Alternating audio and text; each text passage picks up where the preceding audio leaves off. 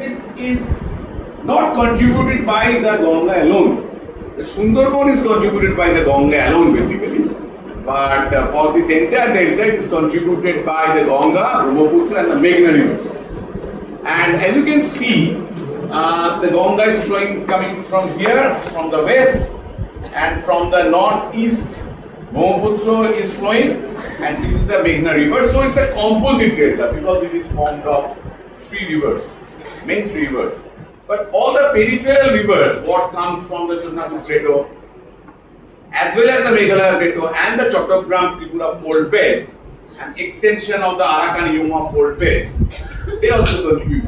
That is the reason why it's called a composite delta. Many rivers contributing in the same basin. Okay, there is another reason why it is called a composite delta. It can be classified on the basis of processes. Okay, the northern part is mainly dominated by the fluvial process. You know what is that? Which are the landforms built by the rivers. That's fluvial. So this part of the delta we call fan delta because it's formed by all these extension of the South Himalayan mega fans like the Tista, like the Torsha and others, right? And even on the west, you see a lot of fans like the fan of the Damodar, fan of Ojoy, things like that. You all know what's a alluvial fan what are they? And what do you say that? How do you say alluvial fan in Hindi? I don't know. Jalod Punk. Jalod Punk. Jalod Punk. Fantastic. Really far better than follow where you are paying for. Anyway, so all these alluvial fans are there, so which is formed with the fluvial process. But on the southern side, we have the ocean, the Bengal Basin, okay, the part of the ocean. I will see. You don't call it ocean on sea, Bengal Basin. And not only that, this sea has got a very high tidal range. I will explain what the tidal range is. So water goes up and goes down by many meters, up and many meters down. So the southern part of the delta is dominated by the tides. Okay, it is dominated by the tides. So those are the marine processes. And so we have the alluvial process, marine process, and on this side we have the fluvio-marine process, the fluvio-tidal process. So this delta is fan dominated on the north, fluvio-tidal dominated on the southeast, and tide dominated in the southwest. Okay, so that is also one reason why we call it a composite delta. Okay, please remember. And here is Sundarban, which is completely cloud dominated, the tide dominated. But to learn about Sundarban, the processes that are operating in Sundarban, and we all know what Sundarban is. Okay, because we are residents of Eastern India, so Sundarban, it needs no introduction to you, of course. And we need to know something about the upper delta. If we don't understand some process of the upper delta, we won't be able to appreciate the problems or the issues of the lower delta. So I'm enlarging this part here. See, these are the distributary channels. Rivers can have which is called these tributaries and distributaries. In a delta, the delta is characterized by distributaries. You don't have much tributaries there, only distributaries, right? And you see from west to east, we have all these major distributaries. Interesting thing of this is that almost none of these are active throughout the year. So if we start, let us enlarge it again. And if we start from Arial Khan, which is in Bangladesh. See, this is the boundary between India and Bangladesh, right? This red line. See, this is an enlarged part of that. Where the river comes out from the main river, another river, we call it an offtake point, right? Where it is branching out, we call it offtake. Now we see, you will find all sands, very little water. These are the winter scenes, and easily you can, put this, you put the satellite data on in the Google map, And right now you can see. Okay. So you have a lot of sands here in the mouth of the Arial Khan. The main connection happens during the monsoons, but apart from the monsoons, you don't have much water going through. And if I go one by one to the other offtakes like the Gorai, Matavana, Oilo, it's the same sort of thing. See, lot of sand. There's no water coming in, right? And the Bhagirathi. Bhagirathi means the river. You can call it one of the lifeline of the the lower delta West Bengal, right? Which is coming down from a place called Midhipur, south of Farakka. See this image, what I'm showing of this one, okay, this one. This date of this image is of 1967. This is not a recent image at all. 1967. You can see a lot of sands on the riverbed, and these are from the PhD thesis of one of my mentors, Dr. Subhash Ranjan Bosu. And you can see there is hardly any water in the river. This photograph was taken in around 1968. You can see this fellow is trying to get some fish out of the water, and by the size of this container, you can understand that it's very small because that water is coming. Okay, it's all dried up, and that is the reason why the Farakka barrage was constructed. This is another photograph from Professor Basu thesis. So you can see the piers are being laid in the river, and if you are contemporary satellite image, you can see that this is being constructed, the Farakka barrage, and here you can see the barrage fully constructed. And this is basically the plan of the barrage. It shows that here we are, impounding the Ganga, and we are using a feeder canal to resuscitate the Bhagirathi, Hooghly river. Resuscitation means Navajivan, right? That is, I think, same in both in Bengali and anyway. So it's just like that. See, it is a new river now. So entire water, what you see the upper part, right? Those are all basically this sort of the water that is coming from the feeder canal. Otherwise, these things happen during the winter. You find no water in the river. This is the offtake point of the Bhairava. But in the the monsoon, the same river it swells and some water goes in. Right. I will just quickly show two regions. See, this is the Bhagirathi. You can understand. Here it is this Farakka barrage is coming. It is coming out from here, and this particular meander is at a place called Bhapta, which is south of Borom, right? You can see the Bhapta meanders. Please remember the width of the river. It is 367. You can write it down. I'll link 367 kilometers. Because we will need this again. So that is the width of the Bhagirathi. Now remember, all this water is coming from Farakka. This is not the natural water at all. It's artificially resuscitated to the Farakka barrage. And on the western side and eastern side, we can see some oxbow lakes, right? And if we just draw a cross section across the oxbow lake, then we find that this is the main river, and this is 1980 oxbow and 1967 oxbow, and 1967 oxbow is slightly shallower than the current river. Okay, but they are comparable, right? But let us go to some other place. This is the Ichamoti river, okay, which is the lower part of Matavana. I had shown the estuary is almost dry, right? I mean the offtake is almost dry. And if you go to that river, you find that, see, please don't talk, right? You can do whatever you like. You can see mobile, I don't mind, but don't talk, right? Please. Okay. You can do whatever you like except talk. Then see, interesting thing is that this is the main river. See how narrow it is? and see how the oxbow lakes are far more wider than the current river. And even if you go run a profile, then you see that the furthest profile has also got the the greatest depth, and the current river is noticeably shallow. Why I am showing this? How the Sundarban is related to this? I am coming. Let us go to another place. These are on the delta, the upper delta, not the lower delta like Sundarban.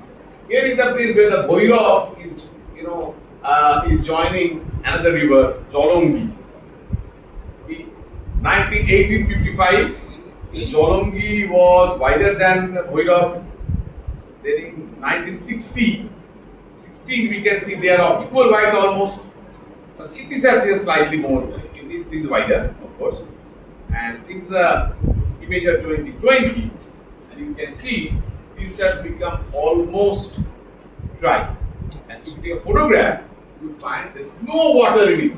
But at one time, about 250 years ago, this was the main channel that used to connect the Bhagirathi Hooghly to the Ganga, but it is completely dry. And if you see two of the greatest oxbow lakes of the Bengal Delta, including India and Bangladesh, you find the wave to be much greater than the Bhagirathi. This was 367 meters, and we find that it is 530 meters, and this river is the Kobodak river, the Kobodak river, okay, by the side of it.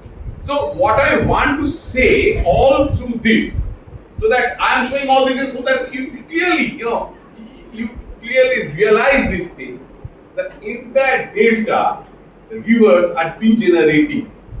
Only river that is not degenerated is the Bhagirathi because of the Farakka Belt. All other rivers are degenerating, and so all this supply of sediments to the Sundarban now stop. At one time there was copious sediments that used to come and used to deposit all these layers. Otherwise, how the delta would form? But now sediments are not coming because the offtake are all blocked.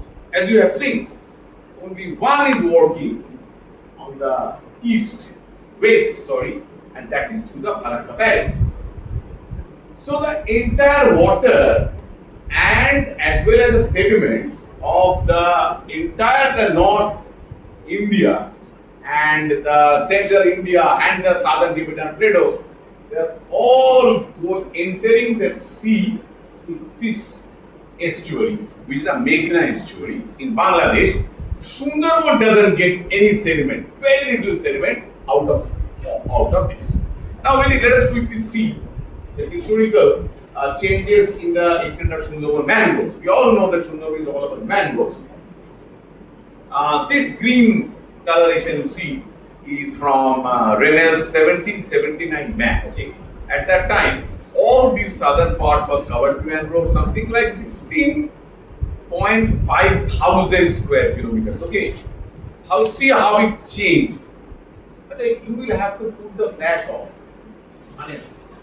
Flash आपका बंद करना चाहिए, otherwise আমার তো use করে otherwise ওইটা তুলে তুমি আচ্ছা so there was a very detailed survey of the northern extent of the Sundarban in 1830, and out of that we know that in 1830 the extent of mangrove was something like 11.6 square kilometers.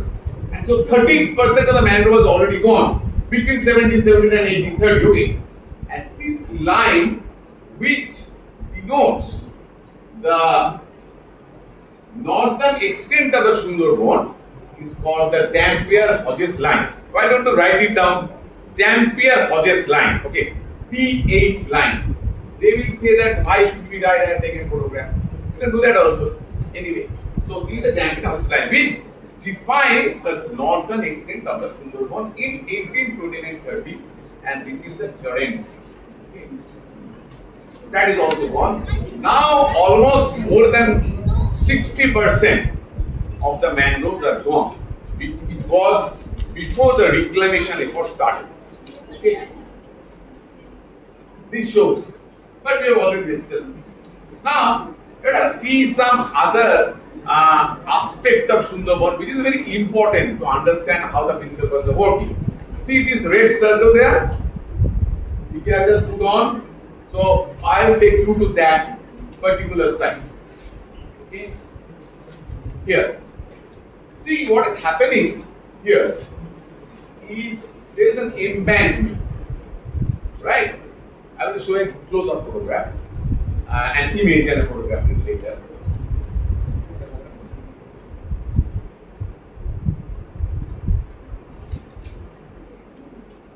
It's happening there because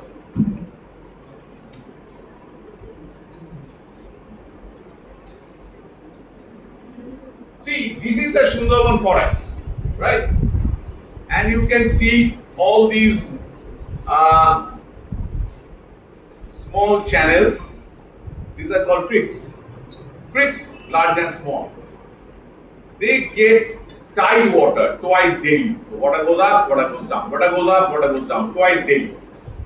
So everything gets inundated. When the water goes up, especially on the new moon and the full moon days, which we call when the spring tides happen, at that time, all the forest floor are flooded with water. Okay? And at the time, whatever they are in the forest, like the deer, the tiger, the Sundarban is very famous for tiger, they will have to stand on water. But of course, the monkeys, they can climb the trees. And the birds, they don't need to come to the ground. But all these land-based animals, they will have to stand on the water. Conversely, on the reclaimed part, the entire ecology is controlled. We have sluices, see? Okay, here. So here we have water going in. So this is here, water going in, so it's controlled. Okay. And you can see all the creeks, the previous creeks, which was like this, are now plugged. Okay. So now this is a human control regime, and this is the reclaimed area which has no tidal inundation removed from the realm of estuary. Now it's all anthropogenic process. No large inundation twice daily. When it's part of estuary, it's like that. So it's controlled, right? And how this has changed the landform?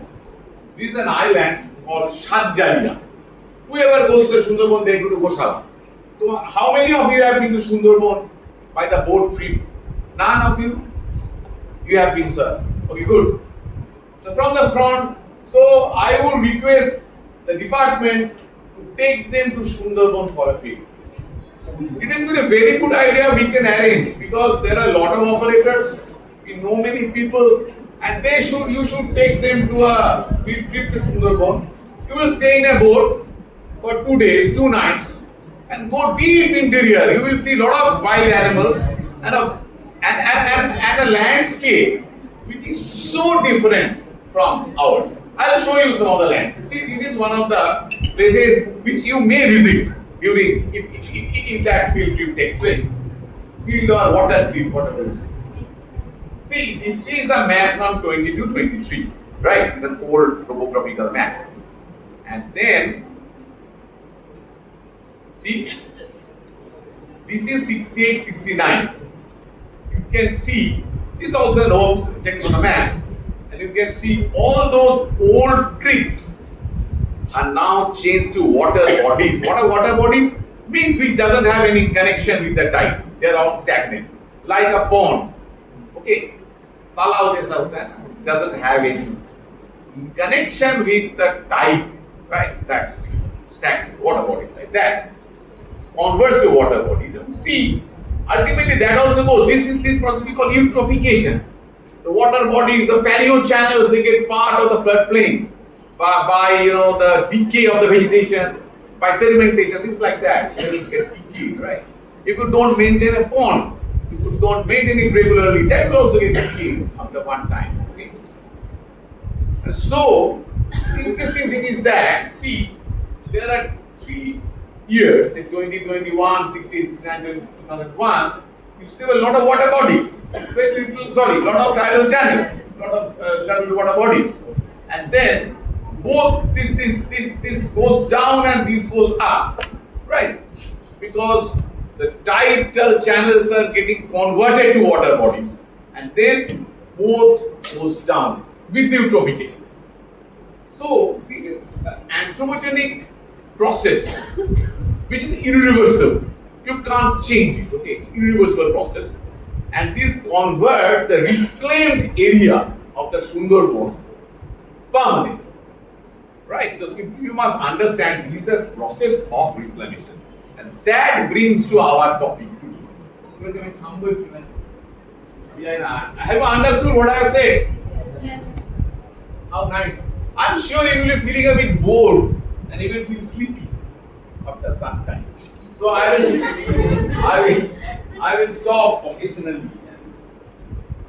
You can also ask them some questions. They are your teachers, students, na? Whether they have understood or not, I don't know. You know everybody by name, eh?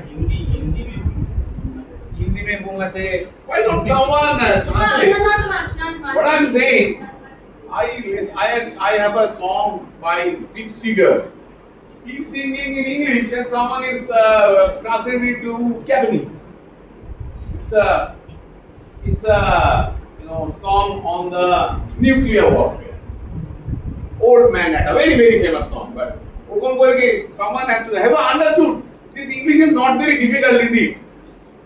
Because my mother tongue is not English, and I don't know English like showing me. Who speaks very well, I think. I always like to speak in my mother tongue, like you like to speak in Hindi. I would be happy to speak in Bengali. But anyway, अब समझ में आता है ना what I'm saying? I went to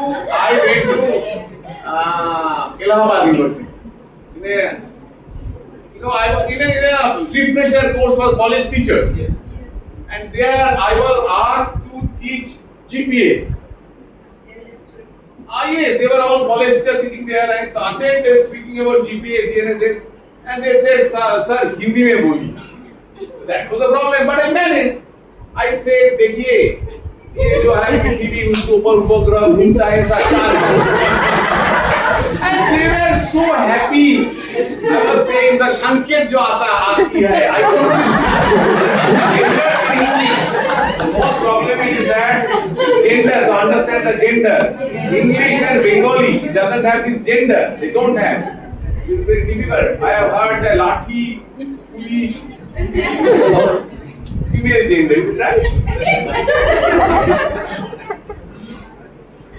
Okay.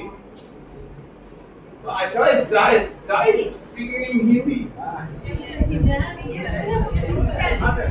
Yes or no? Sotto is wanting to drag me to Hindi.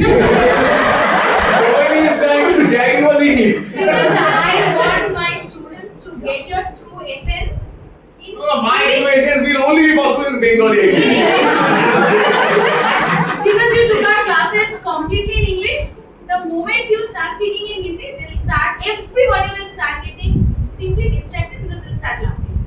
So maximum, Yes, you are right. in 10 sentences, 1 or 2 Hindi words you can speak, nothing more. Yeah. Those may be. No, we will progress slowly. Up till now, you understood everything, na? Right? If you don't understand, then you please say. You speak it again, I didn't understand. Okay, some of the technical things I won't go into it. See, this is what we call a tide gauge. Okay. See, this is 1 meter. Okay. And all these are 10 centimeters. These are the place by the edge of the Sundarban. It's a diamond harbor, right? And there are, this is a single gauge, but there are many gauges like this. Because this is all standing out of the water. And there is some gauge on the right side or the left side, it is now underwater. So it is just sticking out of the water. So there are a number of gauges. Water level, it depends on water level. If the gauge gets exposed, then another gauge is underwater. So there are a lot of gauges are there, okay, at any tidal station. See, this is a low tide, and you notice these chimneys. These are brick links, okay.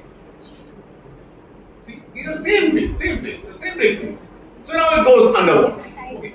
So just imagine here, this river is almost 2.5 kilometers wide at Daman Harbour, and this amount of water comes in. Imagine the amount of water. Okay, amount of water. We can even find out how much. Oh, sorry. Say this is 1 meter. So it was sticking there. Where was it? Then we try to it. Okay. So this is 1 meter, and this is another meter. So we have a roughly 2 meters, right? Up. Okay. So 2 meter rise we have. Okay, here. Imagine if you just multiply it with all this area, the amount of water, the discharge that is going in, right? And this we call tidal prism. Tidal prism means the volume of the tide that goes in. Technically we call it tidal prism. See, this is one point. It's a tide station. Very important because we want to know about how the estuary, how the tidal level is changing. Because these tide levels are linked with the sea level, right? See, there is a whale like a thing, okay, which is called Ku in Bengal. Kua maybe in Hindi, right? And if you look into it, see, you can see the water. There is a float, and with float this tidal is linked like a seismometer. How you measure earthquake? So it will measure the tide, and so this is one way of measuring the tide. I will show you how we measure the tide. And another way to do it visually. That means there is another gauge you can see, and there is another station you can see. This is a Triveni. This is at Hooghly point where the Rupnana river meets the Hooghly channel. And here this person is writing something. He is writing all the tide levels, right? It doesn't show in this photograph, but there is a binocular which uses to see the tide, how much the tide has risen, and it writes on it. But ultimately, it ends up like this. Here is rise, fall. That is from that tide gauge, right? There are another type of tide gauge. I won't go into the detail. I don't need it. Try to understand that we have 2 rise and 2 falls every day, and this goes on for 365 or 366 days.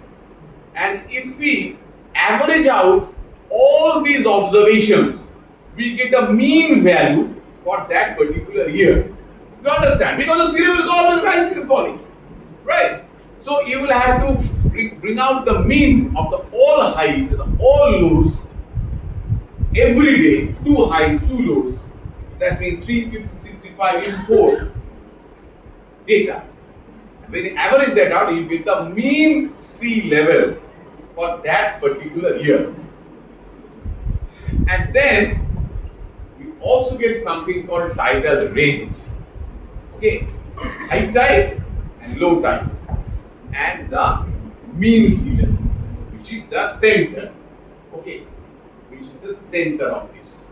And when you plot it in the data for years, you get rate of rise of the sea.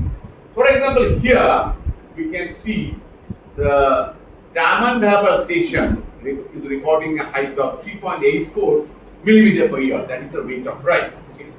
And if we plot this for all the stations around the Sundarban, we find these sort of figures, right? And we find most of these vary from 3.5 to 4.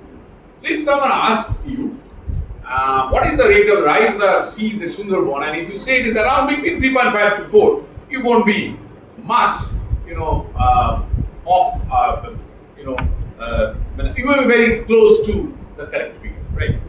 But there are some interesting things that if you take it, you will find that as you go up, the rate of sea level is also going up. Rate of rise is also going up. Because the estuaries are all funnel shaped. Okay, so all this water they gradually goes up. So that is the reason why the sea level also goes up, and you can see, especially at the 3.84, you can see here 3.89. So this is not far off, but it is a completely different way of getting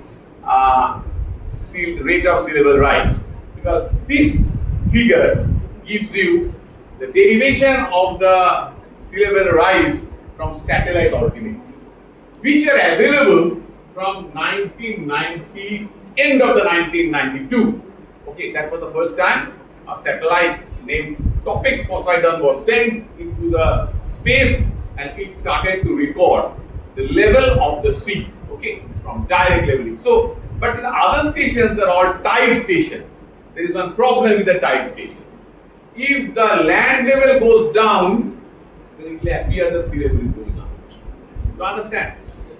If you are standing and looking something, now I take you in a crane, I will lift you. It's going down. But actually it's not. Actually you are going up. So just like that. So that is the problem with the land-based tide station. But with the space-based stations, you get the actual level. But both are important. These levels we call secular sea level. That sea level we call relative sea level. But relative sea level are more realistic. If you are going to get inundated, it is not by the secular sea level, it will be by the relative sea level, right? So if you go to the Gulf of Bothnia, say in the Scandinavia, in Copenhagen, right? In those areas, the sea level is falling. Why? Because the land is rising. Because the ice sheets are melted 10,000 years ago. So due to the isostatic rebound, the land is rising. But if you see the secular level, sea level is not rising at all. It is the land level, it is falling. That is, I'm sorry, the sea level is falling. So the land is rising because isostatic rebound, and sea level is falling. But actually they are not falling. It is the land level which is rising. Here we also have the same problem, because here in the delta we have subsidence. Okay, so because of subsidence, there are sometimes the effective sea level goes up. But what we know that the sea level is increasing towards the north, as I have said, and also increasing towards the east. The rate of rise. Okay, please bear that in your mind. Now I was talking about this photograph. See this. Such a this photograph speaks volume. Okay, you can see here is an embankment, right? The embankment which you have seen before, and it is just 0.55 meters above the water. And there are very few places in the world where you will find that this now है ना, see, it is rising, it is flying, it is sailing above the level of the land. You understand? How interesting is this? So what would happen if this embankment is not there? The entire country will get flooded. So the entire reclaimed Sundarban are basically saved from the high water by the embankment. And if a tide takes place, a storm takes place during the high tide, something like this will happen. See, it is just the water is simply overtopping them. It's a video quality is not good. It is taken from the YouTube during the years, from some source. You see, there is no rain, nothing, but the water is all, water rising up and flooding, overflowing the embankment and flooding the country, right? Just play it again. This is an important thing. I hope you understood this. That I told you not to talk, you can also say, because you are the teachers and they will listen to you. No, you ask them not to speak. Now? They should not speak. What sir is telling, that you're not supposed to speak. Yeah. You can do whatever you like. You can watch. No, they should listen. They should listen. It is being arranged for them. They should listen. And they will not speak. In my class, I always say you do whatever you like, but don't speak. You were good children. No, good. Don't talk. Right. Now, you can pass notes, I don't mind, but don't talk. So this happens, okay, during a cyclone. Sometimes people will blame the IMD, India Meteorological Department. What sort of warning you have issued? You people said that there will be a devastation. All this land will be underwater, and the people are evacuated. Then we see that nothing has happened. Nothing has happened because the cyclone, crossed during low. If it crosses during low water, nothing would happen because the sea level is already down.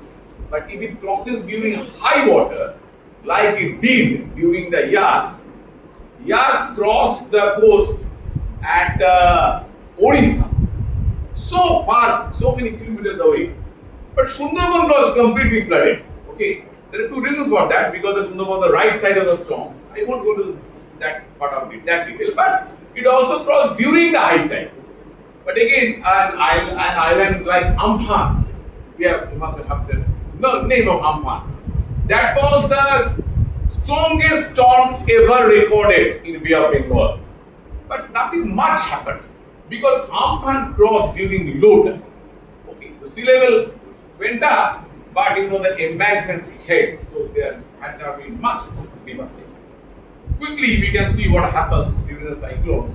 See, this is a part of the Sundarban, as I have shown, and this is the Sarjale Island. Okay, that island which I had shown how the creeks are getting degenerated. So this is the Sarjale Island, and this Ayla cyclone landfall occurred in 2009, and it is on the 25th May. These are 10th April remains. So you can see just one day after Ayla. Sorry. See, the entire Sundarban went out in the water. So what is the future? How we can combat it? Okay, and if you see, these are Goshaba block, and it got breached in so many places.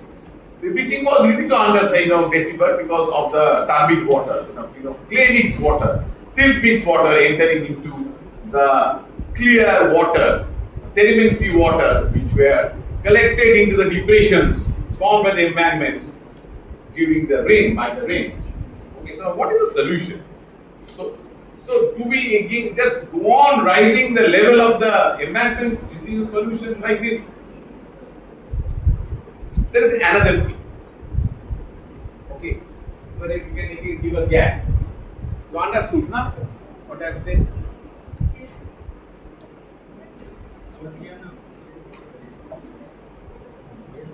So you will be taking them to Sundarban. Is it fixed? Where to take them for these excursions? In usually, or you don't take them at all? No, we take them. You do take. Where do you take? They have a specified work in the semester 6 of the syllabus wherein they have to work on certain kind of hazards. Oh yes. Sundarban is also good hazard. Correct. We never took them to Sundarban. Perhaps you all went. Like I told you, we have two shifts.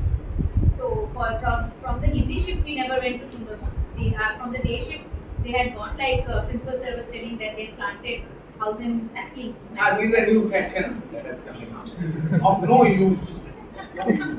Because Sundarban is a place where these things happen naturally. Okay, and if you try to do something unnatural, this is no use basically.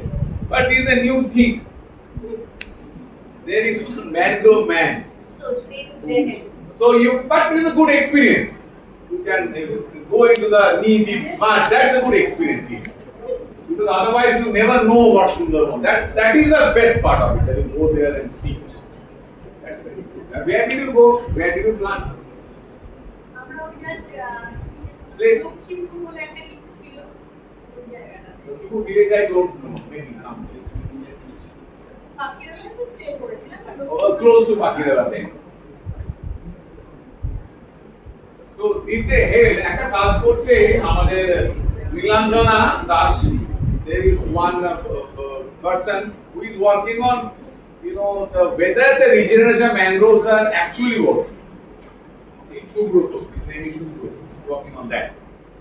Anyway, now see here, we are seeing an estuary, like this river. We don't call it river in Sundarban.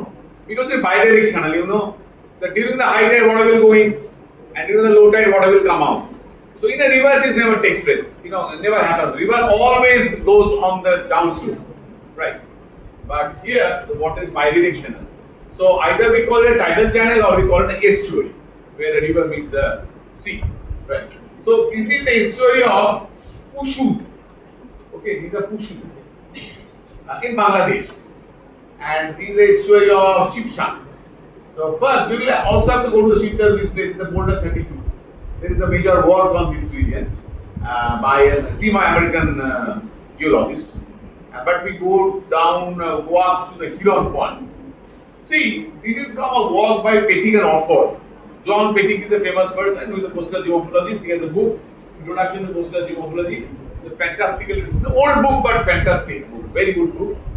And Julian Orford is from UK also. He is also a specialist on coast. And he also has worked in island called Prentice. Have you been to Bhagavatpur, Tumim Prokolp, any one of you? The Bhagavatpur, Tumim Prokolp is very close to the Prentice Island.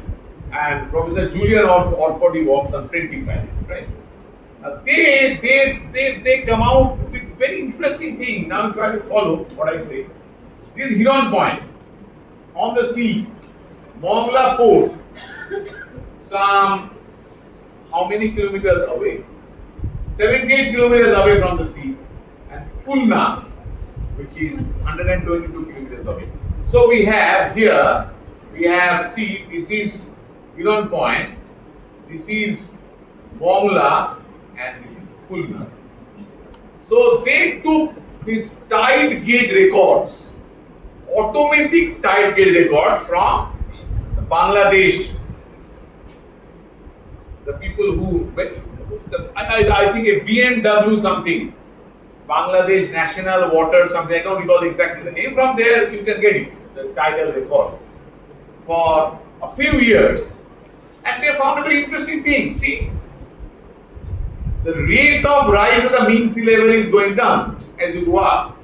Okay, that means at your point, the sea level is rising, say at around 6 km per year, there, and at Pulna, close to Pulna, they are dropping below 5 meter level.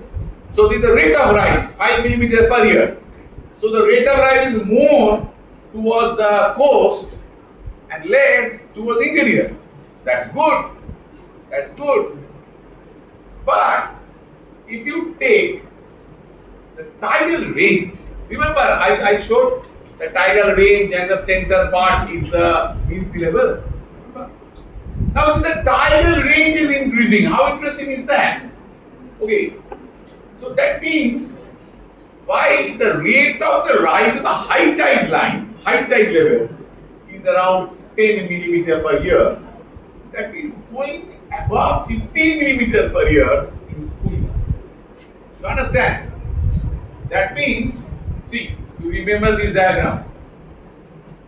This is a high tide. We must all understand that if coastal inundation takes place, if the overtopping takes place, it will be caused by the high tide. Okay. What is wrong with you all? Give this minimum decency at least. No. They can go now. No. That will be a problem for them. I think they attended if they want to leave. Go. They should understand whose lecture they are listening to. No. So please. That is not the problem. I always see if there is 5 students in the class who are interested, they will listen. If someone is not interested, why should they listen? Why don't they come? না আমি যদি যাই ধরে একটা জায়গায় ভজন হচ্ছে এই বছর আপনি শুনবেন না। আমি ভেবেছিলাম ভালো লাগছে আপনি শুনবেন না। তুমি বুঝতে পারছো না they thought that they will like it and after coming here they realize that they are not liking so they are of course they can leave, no problem, and you can leave, but the thing is that I will stop in the middle, you leave at that time, don't leave in the middle of it, but they should have the liberty to leave, please. I don't mind it. Now these are bit technical, na? So what I'm saying, if there is some overtopping of the embankment, it will be caused during the high tide, won't be caused during the low tide. So it is important to understand if there is this inundation of the Sundarban, of all these villages what are inside, it will be caused by the high tide, not by the low tide or the mean sea level. So Pethikan Outford rename this high water level as the effective sea level. So we have the mean sea level, which is the mean. Okay, you understand? So I have 10 marks in one paper and 0 marks in another paper. So my mean is 5. Or I have 4 marks in another paper and 6 marks in another paper and mean is 5. It never would reveal that you got 0 in one, it will pass. If the 4 is a pass. Okay. So that is very important. We must understand that if the water level which would cause the inundation, it is the high tide level that will cause inundation. So means we must look into the rise of the effective sea level, high water level. This mean water level doesn't mean anything really. You know, same in a pond. Mean water level doesn't mean anything, but the tidal range is most important. So what I'm saying here is that tidal range is increasing, and we are trying to look this thing in the Hooghly estuary for long. Okay, Chhati যখন ছিলাম জানি না whether you know her. We are trying to see into these things. Okay. See, if you have your mobile phone, and you must be having, so you can put this postal.climatecentral.org, and it will be come up a map like this. This is a map of inundation. Okay, inundation map of the Sundarban. If we base our digital elevation model, that the height map from data, what we call the SRTM data. Do they know that? SRTM is a data that has been generated from the space many years ago, in 2000, from the space shuttle, okay, by radar. The technique is roughly the same as the satellite orbit, okay, roughly the same, but different. So they say that these are the places that will go underwater in 2050. Okay, if the current rate of sea level rise is there, but they say there is a problem with SRTM data. What is it? They see the top of the trees, okay, top of the trees, because they are high. But the level of the land is much lower, about 2-3 meters lower. Now this climatecentral.org, they say that if we adjust that elevation map with the current ground level, then I think that Sundarban will be underwater in 2050. Now is this true? And there is one, artist's imaginary scene from a work by the WWF, which is the Worldwide Fund Foundation for the Sundarban. And you can also download this thing, Indian Sundarban's Delta Vision. It's a very good book on the Sundarban. It is possible to download, and using a PDF copy you can download. And they say that all the Sundarbans will have to be abandoned like this. Okay? And people have to be moved to some villages with high rises, multi-story buildings, right? And they can come do some agriculture, but again retreat, because the Sundarban will go into the water by 2050, which is not many years ago. Okay. Now see it a bit different. Okay. I will just give a break after about 5 minutes. Okay. You see, these are pristine Sundarban, I told you. Here, water is coming in, going out twice a day. See, when there is water, it's all inundated. And there is no water, channels you can clearly see. Thing is, during the high stand, sediments, they get precipitated, okay, on on the land. You understand? You take some clay mixed water from a river, bring it in a glass or a bottle. If you take, there will be sediments which will be layered in the bottom of the bottle or the glass. Same thing happens, So this we call vertical accretion. See, same place. Before monsoon, after monsoon. See these white plates you can see, they are not covered, they are all covered with sediment. So why it is important? Because this shows the rise of the land. Previously we were discussing about rise of the sea, but this shows the rise of the land. And there's an interesting things which you can, through which you can find out how the rise of the land is happening. Right? Here is a place called Jodhpur, which is now a major tourist destination. You can go if your teachers take you to Jodhpur. Okay, this is the Hedovana forest, and they told me that there are 9 tigers in this forest. No pag hai, sher iska andar bhi. And we have 4 sedimentation plots inside.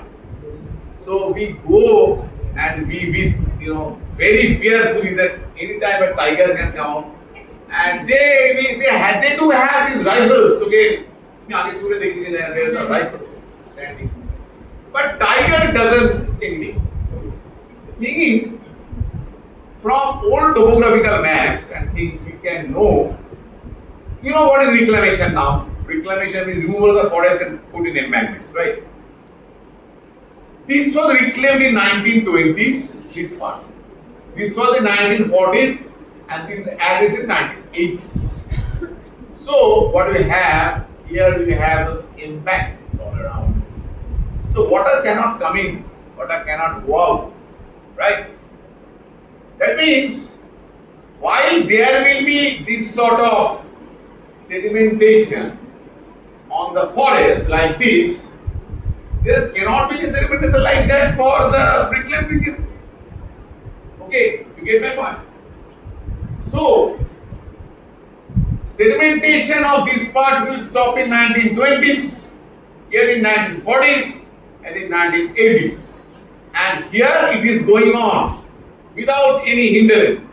So, technically, this should be highest land level because it's continuing. And because the reclamation was done about 100 years ago, the land level here should be the lowest. We opting, this Airbus Corporation's data, tandem X, there are 2, right? And from tandem X we found very interesting thing. See, this is indeed the lowest part, and this is indeed the highest part, and this is the intermediate part. So this thing is happening, really. This is happening.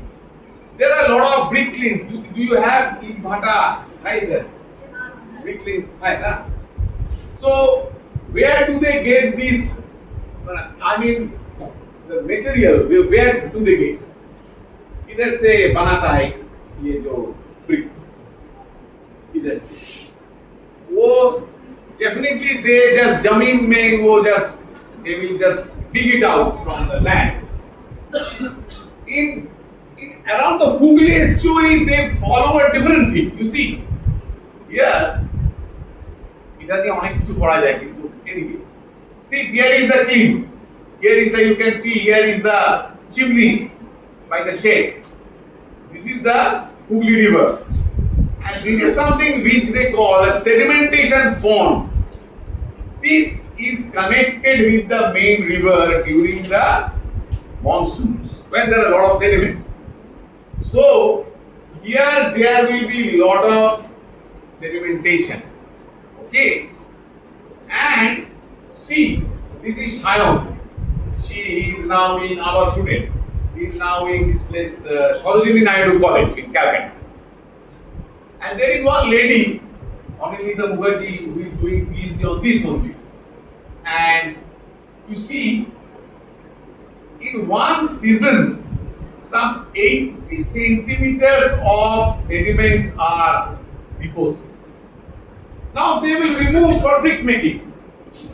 And again, in the next year, all these sediments would come. So this shows that there are a lot of sediments in water which can be used to raise the level of the land, right?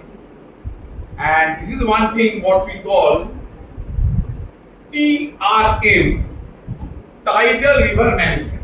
You can just put it into your internet and see what is the details. Tidal river management, TRM. Okay, so you can get a lot of papers on TRM. But from these we can find that the Sundarban, it is definitely gradually rising.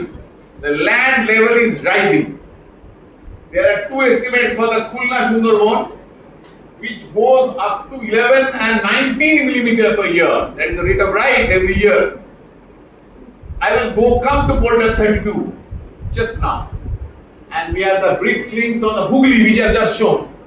It goes up to 70 centimeters per year. Okay, this field survey shows.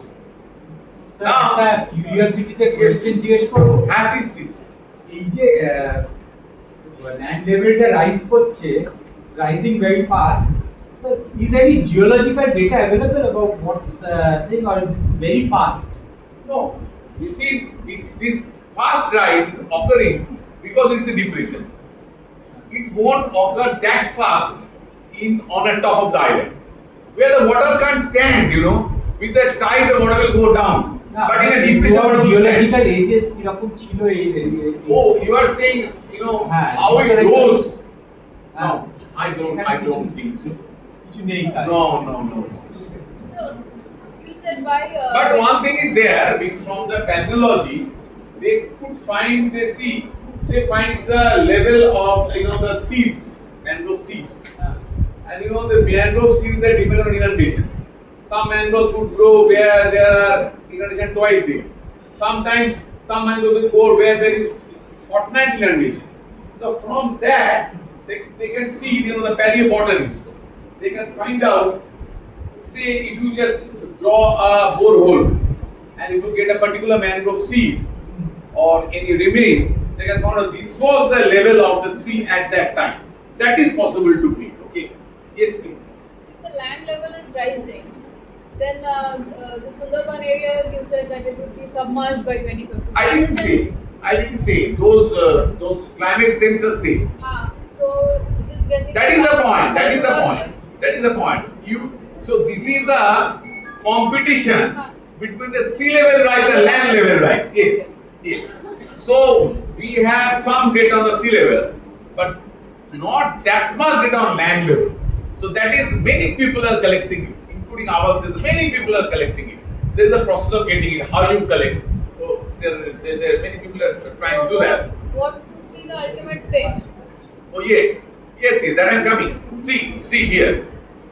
Very interesting. That is the Shipsha river. I told you I will take you there. It's a these Shipsha. And we went there in Bangladesh. So this is a big photograph. Now this is work by the group of scientists of the Bandopadhyay University, right? And there is an article by Orbach and others, which was published in Nature Climate Change. So it's a famous article. See what is happening on the left. This is the land before Aila, that cyclone of 2009, 25th June. And during the Aila, all these embankments are breached and got inundated. You have seen images like that before. And after Aila, the embankments were repaired. And it was found that after making many boreholes all across, that the 40 centimeters of sediment were deposited on the pre-Aila surface during the 3 years. Okay, see, this is 2009, this is 2012. So during the 3 years when it was open 2 times, right? So it means that if the lower, the reclaimed regions, if embankments are removed and they are allowed, this tidal inundation is allowed, then they can rise very fast, and often the rate can be above the rate of the sea level rise. Okay. Above the rate of the sea level rise. That is very important. Okay. So that way it will always be above the sea level. We don't know because we don't have that much of data. Okay, we don't have that much of data about the land level rise. But one thing you must understand that when you are reclaiming, there cannot be any land level rise. At that time, you will have to open the embankments. Say, a human lifespan is very long. So now, if a farmer opens an embankment and removes the embankments, form a bridge in the embankment for 4 years, okay, and then during the 4 years, the land will recover quite well. Okay, 4 years. Then again they can form the embankments. But during the 4 years, the land will recover being much higher, to a higher position, so that they will not be inundated by the sea. Okay, because of whatever the water will go up due to the sea level rise. Okay, so that is what it's all about, this tidal river management. This is about how you open the land to the tidal inundation. In Bangladesh there is a lot of practice of this, but unfortunately not in the Indian Sundarban, which are being tried gradually. We talked about tidal range, you remember? Now we talked about the tidal azimuth.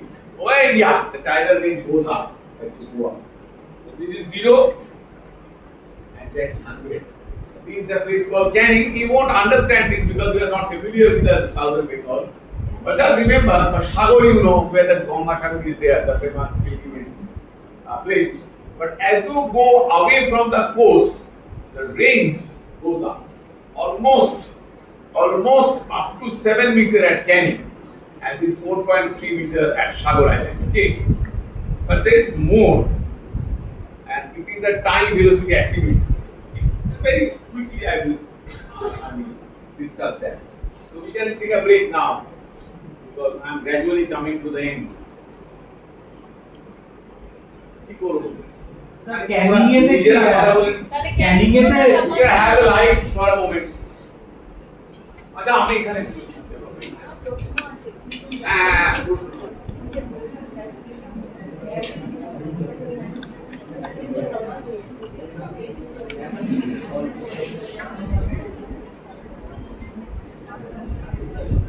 so that you don't আমি need জানতে চাইছি sir যে কোন জায়গাগুলো police সামাজ হয়ে যাবে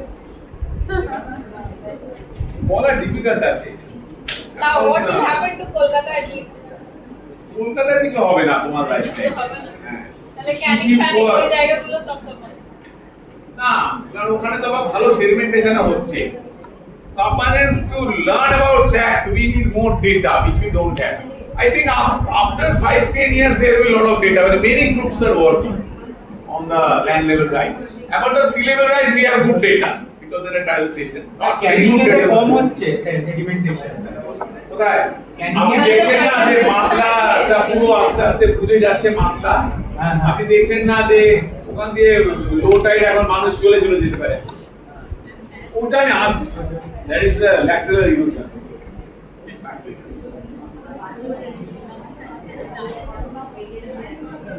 এখানে সবাই শুরু করবে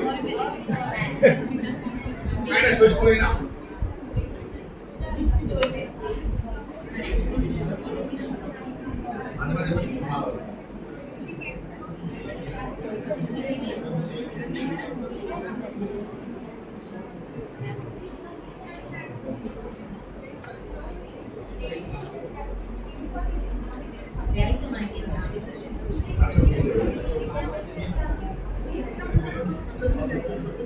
এখন you can leave. This is the time to leave. Yes, sir. তুমি আর যোগ করছো না ওদের ইচ্ছে না করলে চলে যাবে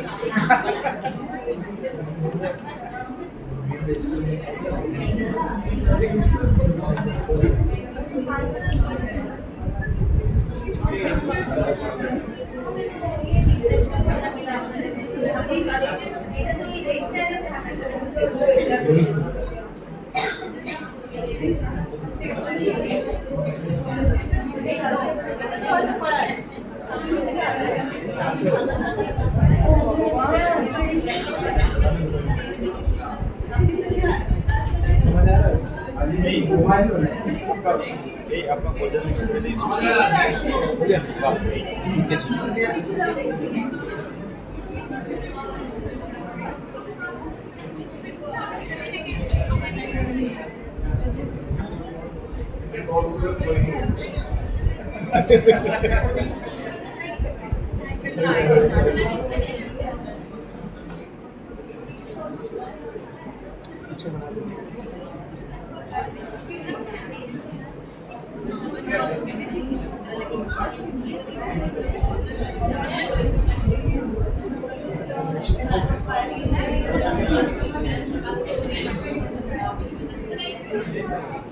Okay. Hey, we are starting again. Right. Alright. Lights.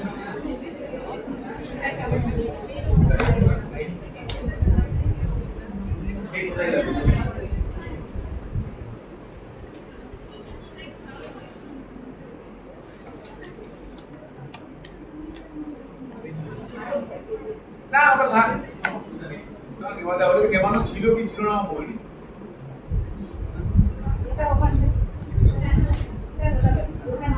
না এখানে একটাই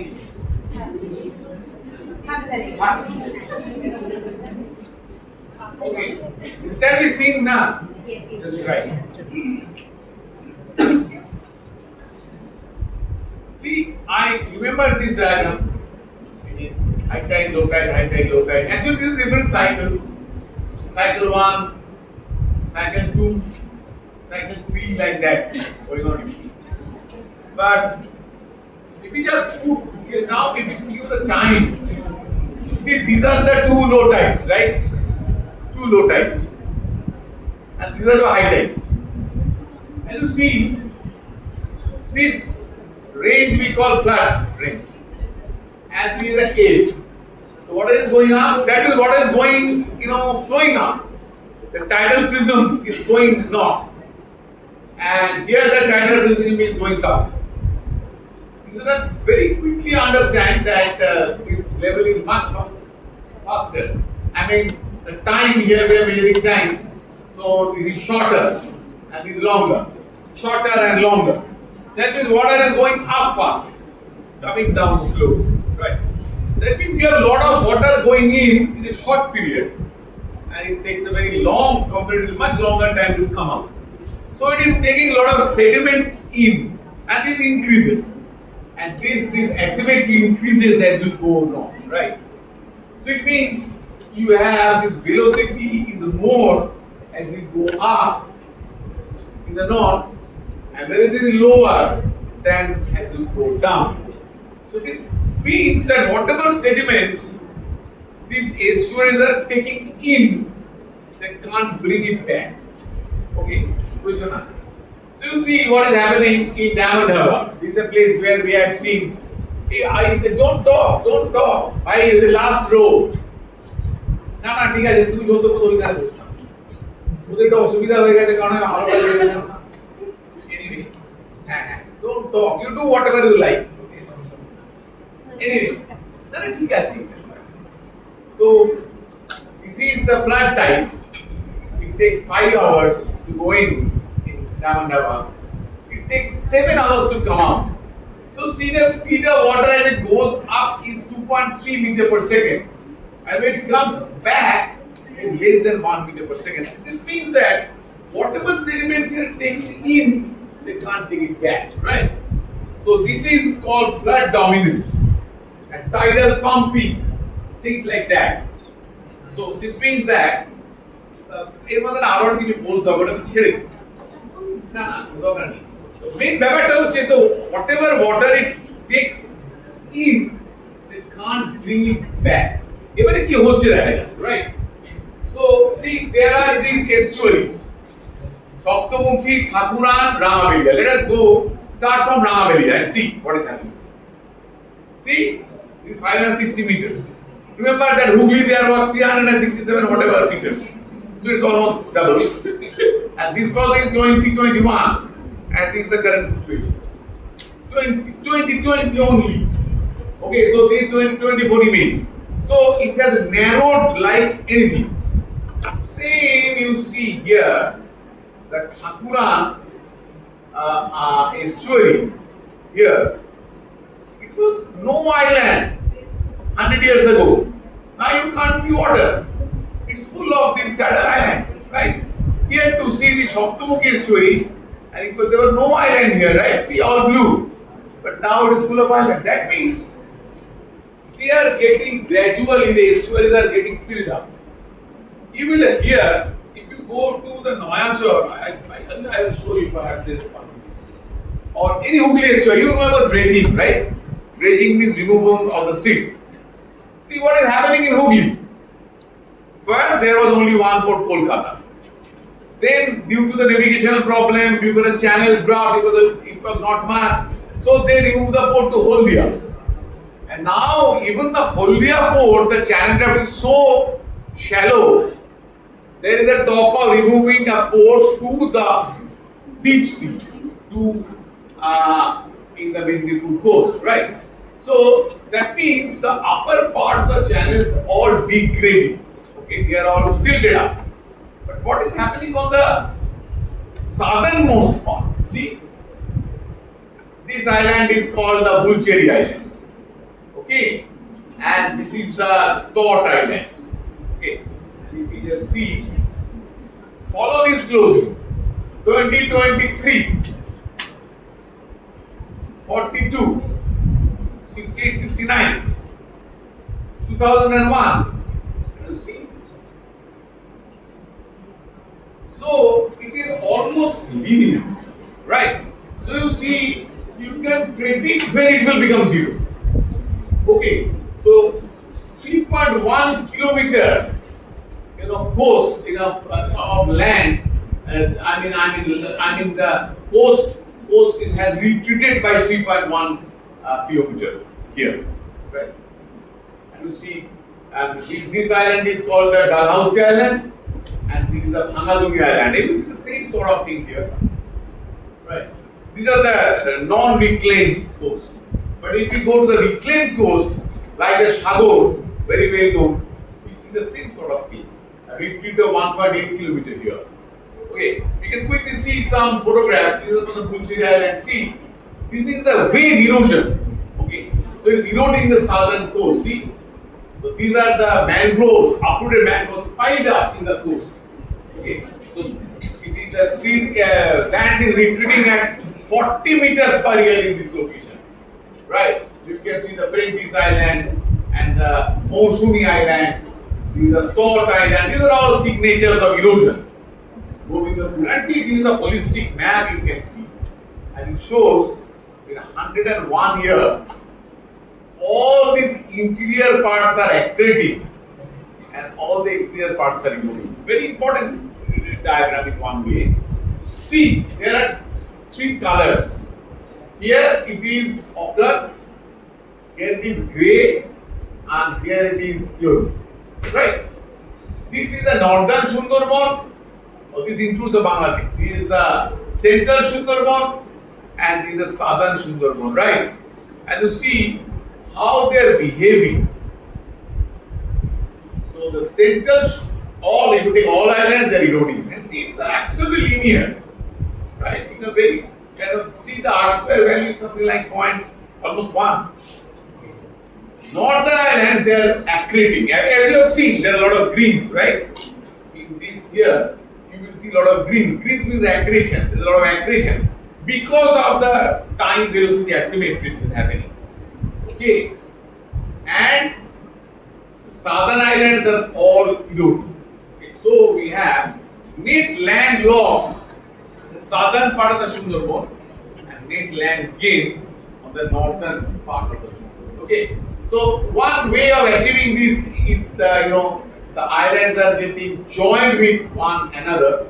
As you can see, there was 2 separate islands, and the entire creek got sedimented. So the creek is no longer there. So they have joined. Okay, so there is some things like that. So I am not going to the details of that. Now that is the reason why the northern Sundarban is accreting. Now let us see why the southern Sundarban is eroding. this maybe you study this. This we call the Galloway triangle, and it shows three types of delta. Okay.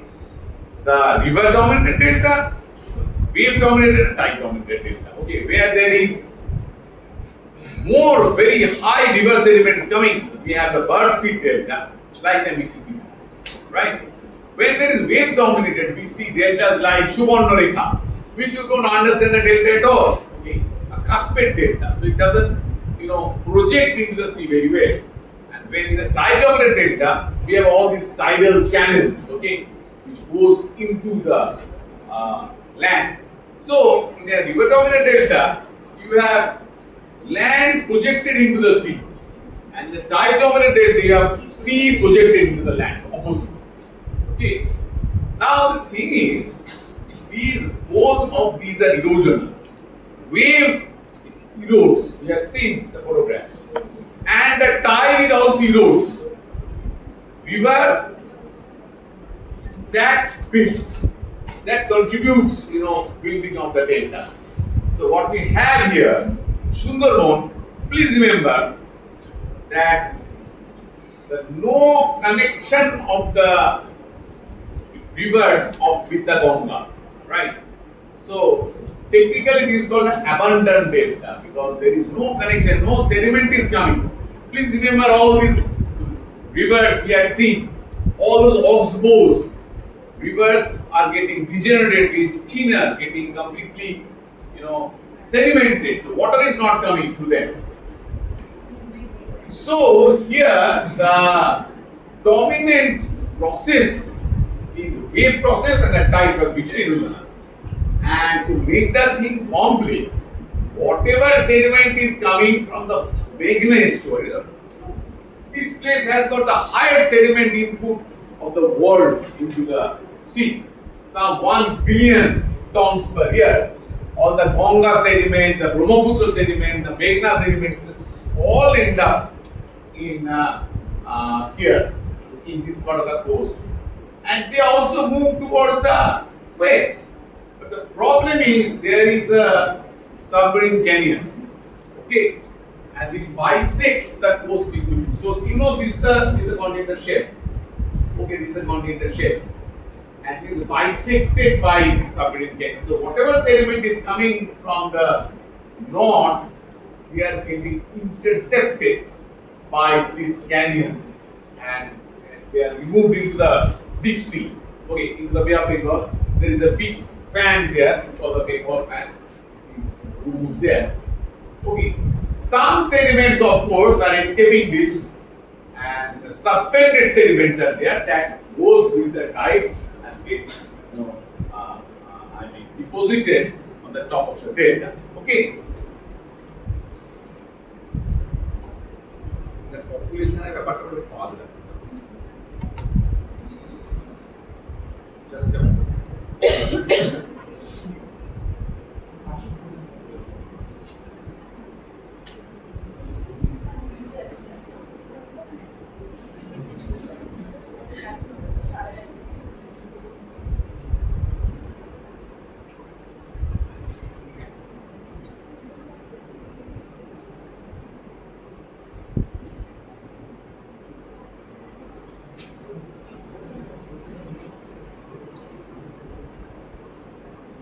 Okay, please keep these things in mind.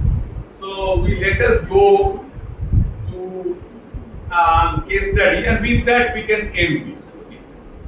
Cyclone thing is there, but I am not going into that. That will take some time, the cyclones. But going very quickly, I can. Please. Yeah, very quickly. There are 1, 2, 3, 4, 5, 6. 7 slides, but I will just show you the main thing, which is here.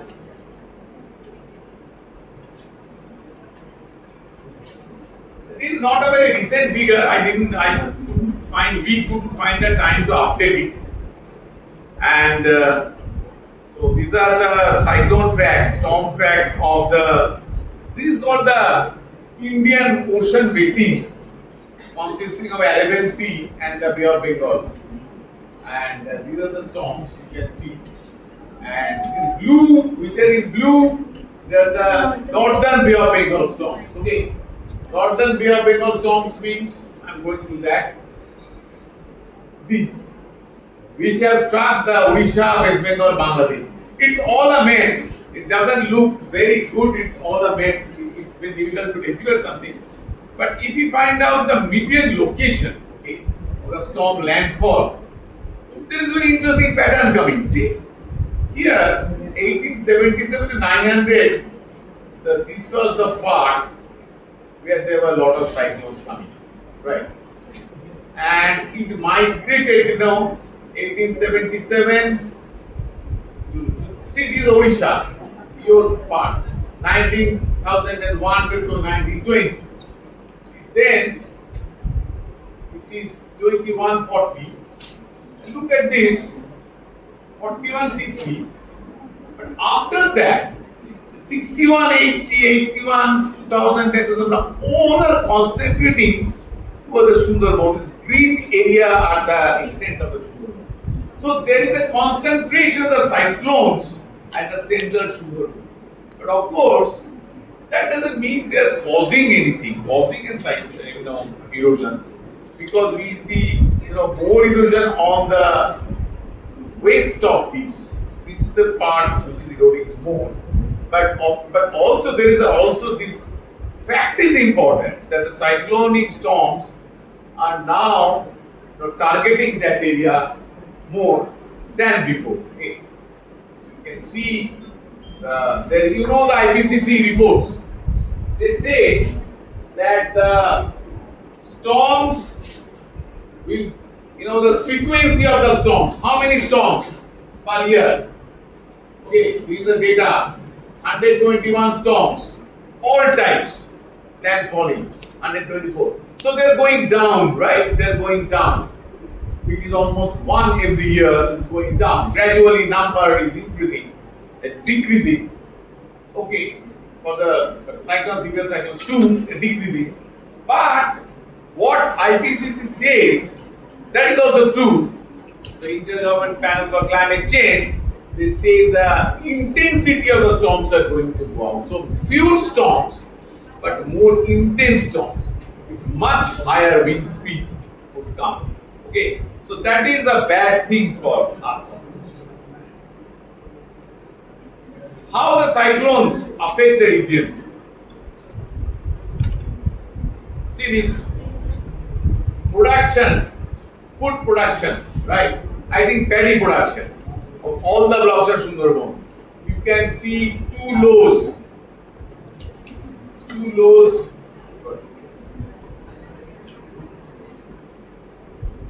lows here and here, and they are coincided with two cyclones. Okay. So they do offer. They do. I mean, offer some explanation that why the food production was low, because they coincided with the cyclone. Okay. I have very little time left, only one part of. So we again take a break, and you have tea. You're a shy খাবে না? হ্যাঁ? It's not good now. ওটা তো চা দেব। আর তুমি very তোমরা চোখ খারাপ হয়ে teacher. Which subject? Zoology. Oh, zoology.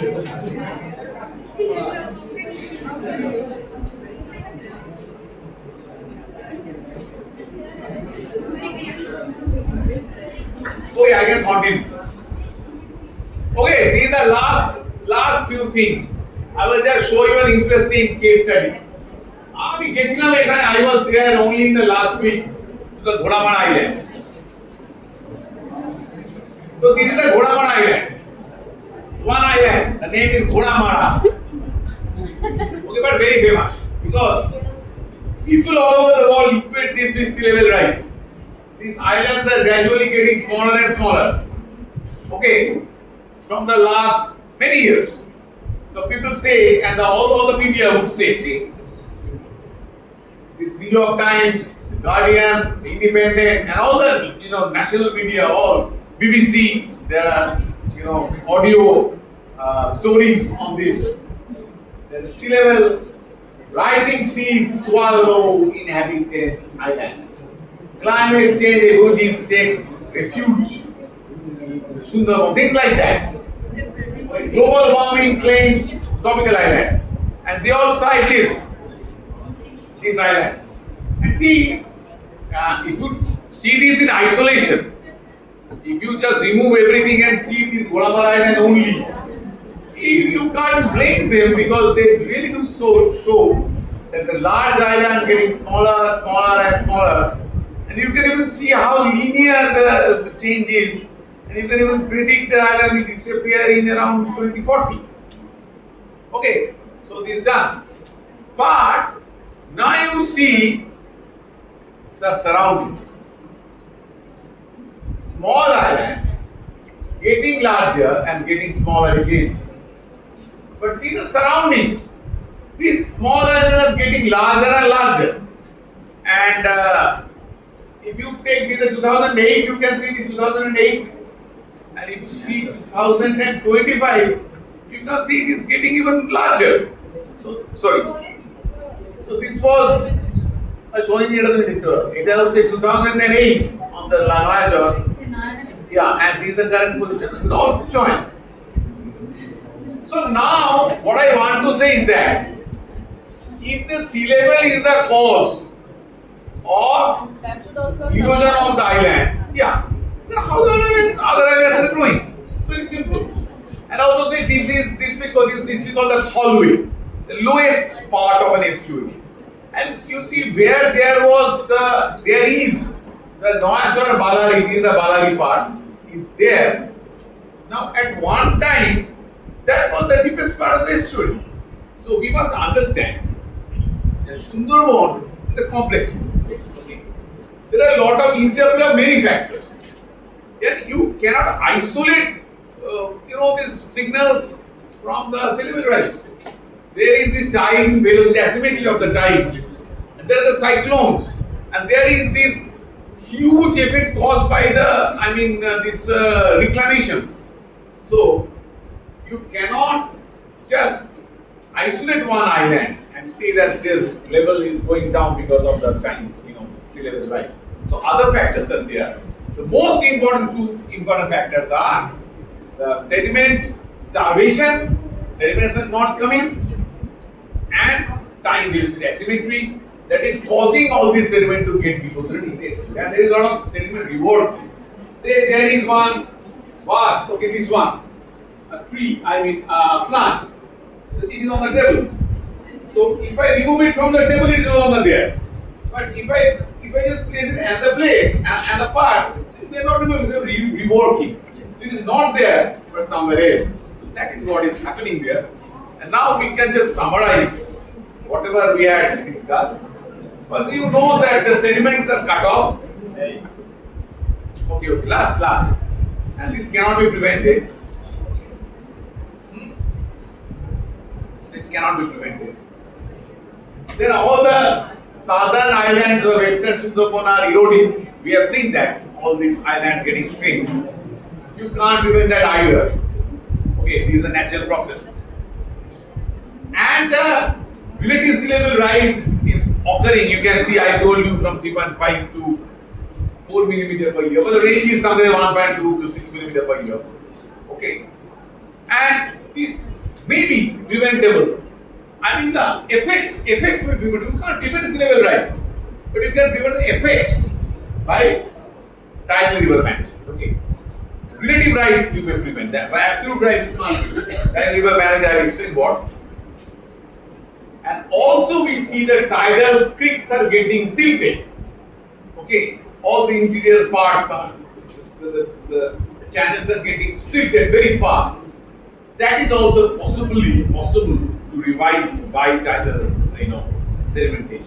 Because what happens if we embank an area, water cannot enter that area. But if we remove the embankment, water will enter that area. So in effect, the water will pass through the estuary. Otherwise, how can it go to the area? Okay. So by that, the channels also get improved. That means now the seals of the channels get removed, right? And of course, the vertical accuracy will come because it is giving long-term dividend against the sea level rise. Cyclones are likely to get intense in future.